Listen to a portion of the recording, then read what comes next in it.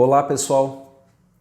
Boas histórias foram construídas na humanidade envolvendo vilões e heróis, envolvendo reis, princesas, rainhas, envolvendo culturas distintas, envolvendo histórias de vergonha, de honra, enfim, e também até de violência. Quantas histórias como essas vocês viram em filmes, em novelas? Pois tem um livro da Bíblia, aliás, vários livros da Bíblia contam histórias incríveis, mas o livro de Esther é um livro praticamente cinematográfico na sua descrição. É um livro que conta um vilão clássico, cruel, chamado Amã, inimigo do povo judeu. Conta a história de um homem que se tornou o herói do povo, Mordecai. Conta a história de uma moça, de uma jovem comum que se tornou rainha de um império, de um reinado do povo persa, mesmo sendo judia. Uma história incrível. Esse é o livro de Esther, que de uma ou de outra forma conta a história também da providência de Deus, de como Deus dirigiu os fatos, governou as coisas para proteger o povo, do qual nasceria o Salvador de todos os povos, de toda a humanidade, o Senhor Jesus. Essas minhas falas aqui sobre o livro de Esther servem principalmente para motivar você para literalmente pegar a Bíblia e ler. Mas esse vídeo faz parte de uma série de vídeos de um programa, um plano de leitura bíblica programada aqui da Comunidade de Cristo. Portanto, toda semana nós temos falado sobre alguns capítulos da Bíblia e temos direcionado a leitura bíblica do pessoal aqui da comunidade e, consequentemente, de todos vocês que querem participar com a gente. Aqui está a listagem dos próximos dias, dos capítulos que nós orientamos ler e aqui, neste vídeo, nós fazemos comentários rápidos, livres, não tão profundos, ainda que superficiais, mas para motivar e contextualizar, introduzir essas leituras. Muito bem, para você ficar assim mais situado, digamos que historicamente, né? Mais uma vez temos que linkar, nós ultimamente falamos do livro de Esdras e de Neemias. E o livro de Esther, que eu estou falando hoje aí com vocês, ele faz parte desse grupo de livros que conta um pouco da história de quando o povo foi levado como cativo depois da destruição de Jerusalém, foi levado como cativo pelos babilônicos, era o rei Nabucodonosor que promoveu essa destruição aí, né? E aí eu queria lembrar que isso aconteceu em 586 por ali e que em 539, alguns anos depois, a Pérsia, o Império Persa, né, os medos e os persas, entra na história bíblica, porque lá eram os babilônicos, mas aí os persas vencem os babilônicos e passam então a reinar com o rei Ciro. E aí teve os reis sequentes ao rei Ciro, né, alguns deles aí envolvendo a história de Esdras, de Neemias e aqui hoje falando sobre Esther. Tá? E o rei aqui em evidência é o rei Assuero, também conhecido como Xerxes. E eu quero agora, a partir desse tópico, assim, mencionar para você, contar um pouquinho do enredo dessa história, fazendo considerações de cada um dos capítulos, ok? Lembrando que qualquer dúvida sobre a leitura, sobre também o seu compartilhar dessa leitura, é só falar com a gente aqui na Comunidade Cristo, aqui de Porto Alegre, falar com os pastores. Sempre temos divulgado nossos contatos, você pode visualizar aí também na tela, caso você queira perguntar coisas sobre o livro de Esther ou de outro qualquer e cada vez mais crescer na graça e no conhecimento de Cristo Jesus também através da palavra de Deus. Muito bem, vamos lá então. O rei Xerxes aí, ele, as nossas análises históricas, ele governou do ano 485 a 464 antes de Cristo, então aí Esther estaria nessa intermediação de tempo, né, segundo alguns estudiosos.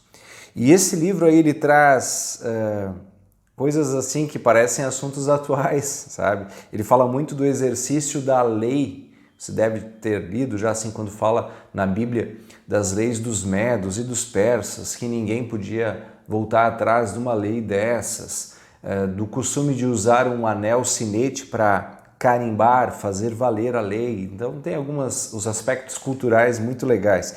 Fala sobre a desigualdade de gênero, exatamente, né? Um assunto tão atual, quando fala aí dos trabalhos, até projetos feministas que temos hoje, ou buscando a igualdade de gêneros, né? A rainha Vasti teve uma ação assim, você pode ler lá no capítulo 1. Tem uma intolerância étnica, uma intolerância social, religiosa muito intensa, assim, contra o povo judeu, né? Uma orquestração para matar todo o povo judeu. Te parece que é uma coisa, né? Como é que pode algo assim acontecer lá no século V a.C. E nós aí, há poucos anos atrás, conhecemos a história do nazismo, que também foi uma orquestra de destruição desse povo. Algo bastante marcante e já relatado há tempos antigos na própria Escritura Sagrada. Ok? Vou fazer algumas considerações rápidas, bem rápidas, dos capítulos. Lembrando que Esther tem 10 capítulos. O capítulo 1 literalmente começa com aquilo que nós hoje chamamos de ostentação, sabe? Se fala ostentar. O rei Assuero, o rei Xerxes, fazendo uma festa inimaginável para os dias de hoje, mostrando muito poder, muita riqueza. E dentro desta festa começa então um momento em que ele quis exibir, literalmente exibir a beleza da sua esposa ou da rainha Vasti para os convidados, e a rainha Vasti não aceitou isso aí, né? Digna aí das maiores lutadoras por direitos das mulheres, ela disse: eu não vou me prestar esse papel de estar desfilando na frente dos convidados do rei. Só que havia uma cultura extremamente, por que não dizer machista, de leis, de regras, e especialmente do poder em torno do rei, onde há um diálogo ali sobre o que fazer agora, né? Se todo mundo começar a agir assim contra as ordens do rei, ou as mulheres contra os homens, vai acabar acontecendo uma revolução. Então eles dão uma dica para o rei, onde o rei então diz assim: olha, dá um gelo, como nós diríamos no tempo atual, na rainha. Diz que ela não pode mais chegar perto do Senhor. E promova mais ainda, com seu poder, já que o Senhor é rei, pode fazer o que quiser, promova um grande concurso de beleza entre todas as moças do reino, e dentre elas será escolhida a nova rainha.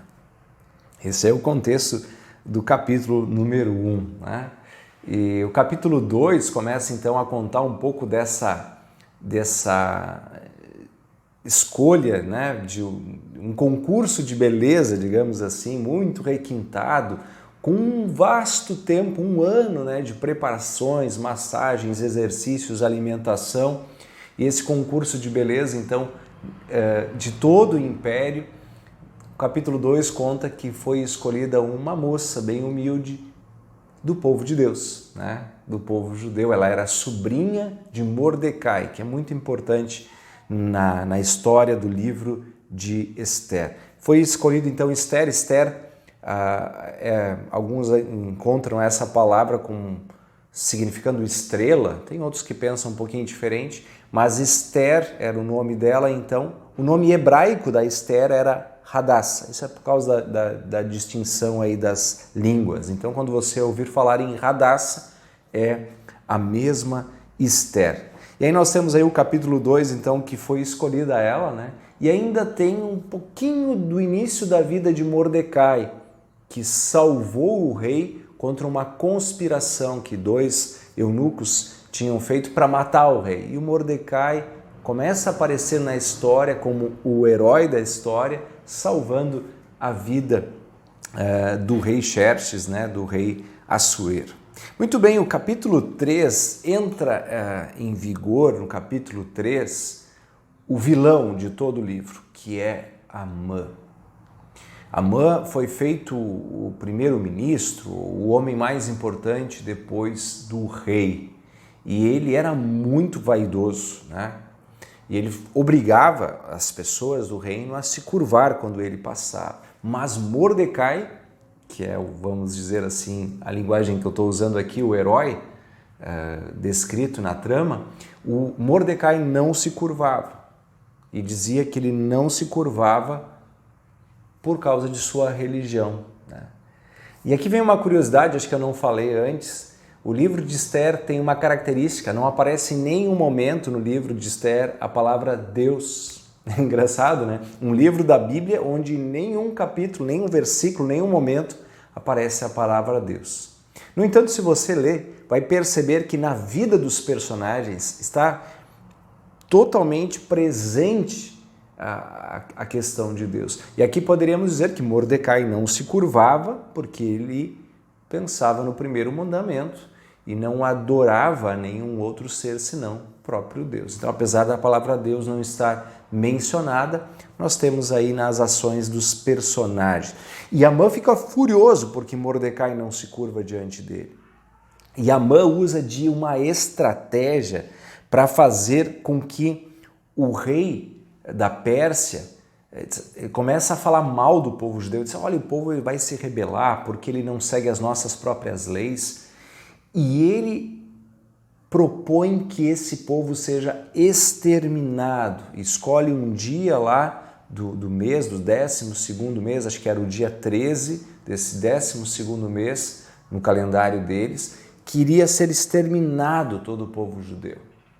E ainda o Amã usa ali uma estratégia, ele diz, não, eu até pago por isso, eu dou a minha contribuição em dinheiro para que isso venha a acontecer. Depois o rei diz, não precisa do dinheiro, né? E acabam então pegando o anel e selando essa lei que não podia ser revogada.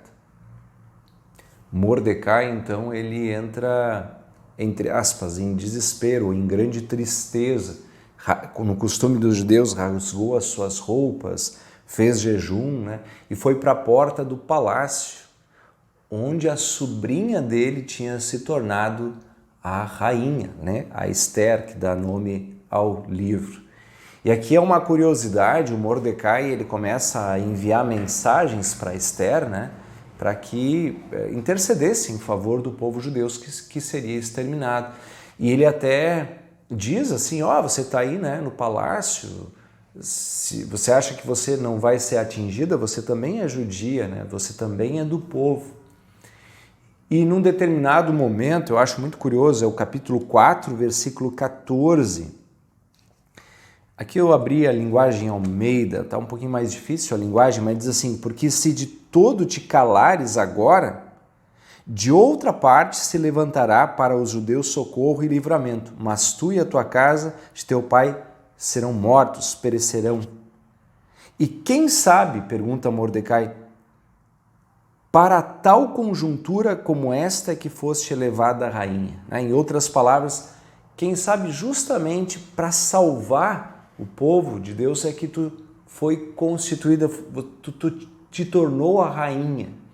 Aqui a gente chama isso de providência divina, né? Fica claro na leitura, né, de qualquer um que Deus governa por todas as coisas. E que aqui ele usa a vida de Esther, de Mordecai, para salvar o povo do qual nasceria Jesus. A nossa leitura bíblica, seja do livro de Esther ou do Novo Testamento, é sempre cristocêntrica, tendo Jesus no centro. Então a gente percebe essa ação aí muito clara, né? E Mordecai ainda está arrasado, a Esther então fica também, e aí tinha um problema. A Esther disse, olha, para que eu faça um pedido para o rei, só se ele permitir, se eu aparecer no salão onde ele está sem ser convidado, eu vou ser morta. Mas Esther promete para Mordecai que mesmo que ela seja morta, ela vai tentar. E aí pede que eles se unam em oração, em jejum, em favor dela, que ela ia assumir esse risco e ia interceder pelo povo. E aí ela foi uma excelente estrategista, né? Ela apareceu num dia, aí o rei estendeu o cetro, que era o símbolo, né, para permissão, e aí deixa a Esther apresentar o seu pedido, mas ela não sai pedindo em favor do povo de vez. Ela primeiro diz que quer preparar um banquete para o rei e para o primeiro-ministro Amã, que era o vilão que vinha querendo a morte, mas ela colocou ele na jogada. Aí no primeiro dia ela só adula eles, né, cuida deles, e aí no outro dia de novo ele pergunta, no final desse primeiro dia pergunta o que era para fazer. Não, amanhã eu quero renovar esse momento de banquete. Isso acontece, né? E aí Esther chega a apresentar o seu pedido para o rei e as coisas começam a inverter, né? Ainda há uma curiosidade que eu não consigo deixar passar aqui, que nesse meio tempo aí da festa da Esther, o Amã se achava como nunca, né? Se achava o senhor das coisas. E aí aconteceu duas situações. A primeira de que no momento em que ele passa para o Mordecai não se curva de novo e ele fica furioso. Por conselho da esposa, o Amã constrói uma forca, acho que de 20 metros de altura, se eu não me engano, para matar o Mordecai de uma vez. E nesse tempo aí, também nesse inteirinho, acontece que o rei relembra nos seus relatórios que um dia o Mordecai tinha salvado a sua vida. E aí ele decide retribuir o Mordecai. E ao decidir retribuir o Mordecai, ele chama o Amã e pergunta para o Amã, ô Amã, o que eu posso para retribuir um homem que me salvou? E o Amã pensou que era ele que ia ser honrado, né? E aí ele, que é o vilão, precisa honrar o Mordecai, que é o mocinho da história, né? É uma história muito bonita. Se eu entrar em detalhes eu vou muito longe aqui, mas fica aí a motivação para que você leia e acompanhe toda essa história, né, que envolve o capítulo 5 ali do livro de Esther, né? E o capítulo 6, onde o Amã é forçado a honrar o Mordecai mesmo não querendo, né? E por fim, ainda que estamos aí no capítulo 7, acontece um momento muito, muito intenso na história, né? Que foi quando o rei pergunta para Esther, Esther, me pede o que tu quer, me pede tudo o que tu quiser. Eles tinham um linguajar assim, mesmo que você me pedir metade do reino, eu te darei. E aí Esther disse, eu não quero nada, eu só quero que o Senhor salve a minha vida e a do meu povo. E aí o rei, que ainda parecia não estar muito por dentro da história, pergunta, como assim, né? E aí ela se apresenta, né? Não, tem um homem que está querendo me matar, a mim e o meu povo. Que homem é esse? E aí ela aponta para Amã.